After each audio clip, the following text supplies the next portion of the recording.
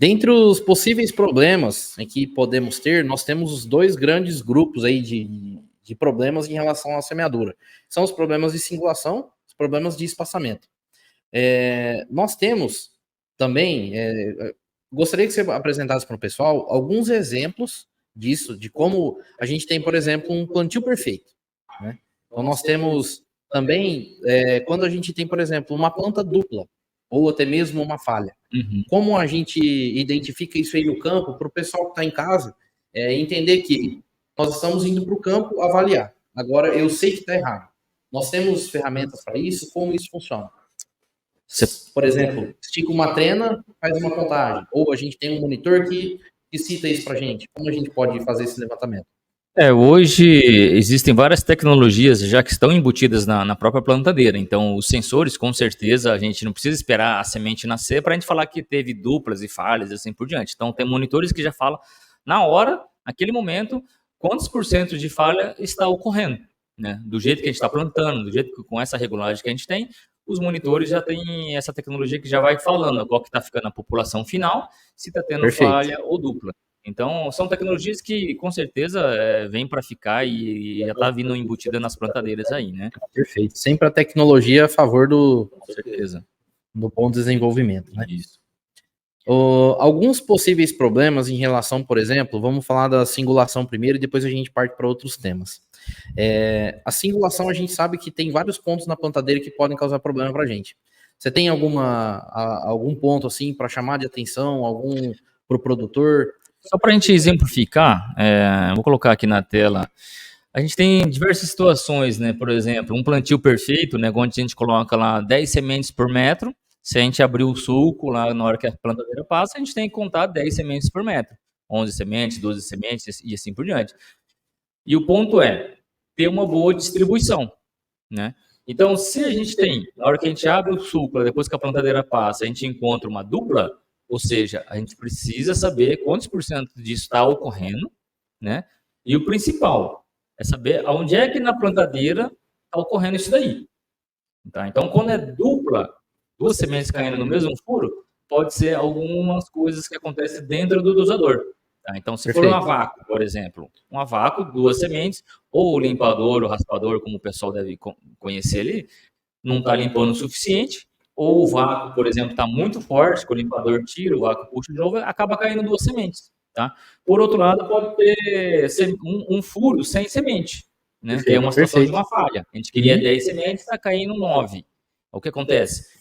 É porque ou o vácuo está muito fraco, o limpador derruba várias sementes ali e assim, o vácuo não está tão suficiente para aguentar aquela ali. Tá? Isso pode ocorrer.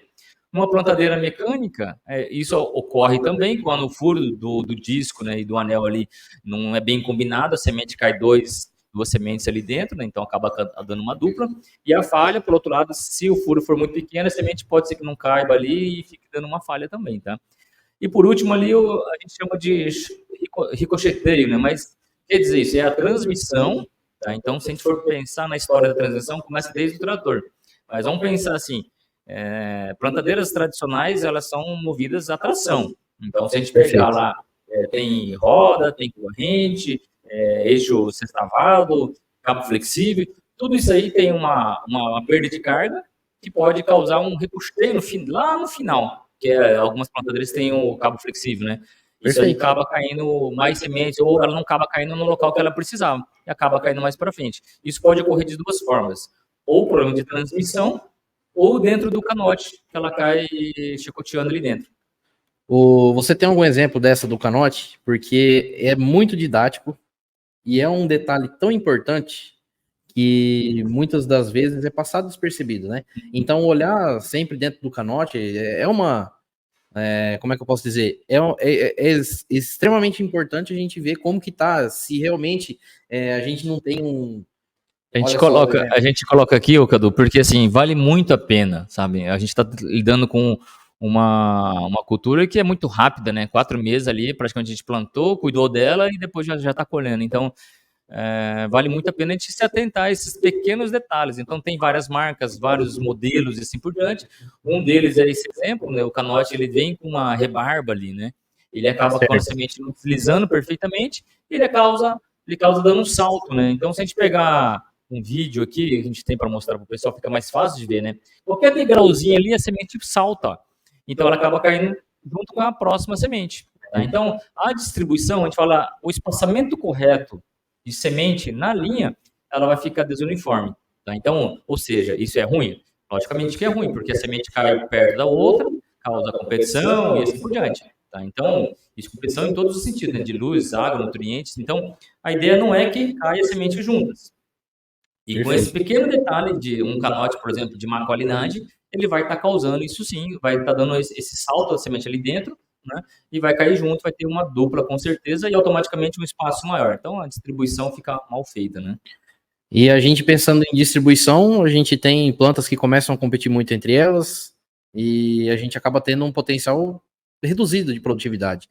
As sementes não vão entregar assim, as plantas, né, não vai entregar a produtividade que realmente seria necessária, né? Sim, a gente, assim, quando a gente compra ou adquire uma semente, a gente espera que ela explore o máximo o potencial produtivo. E quando a gente vê essa questão de potencial produtivo na semente, o que acontece?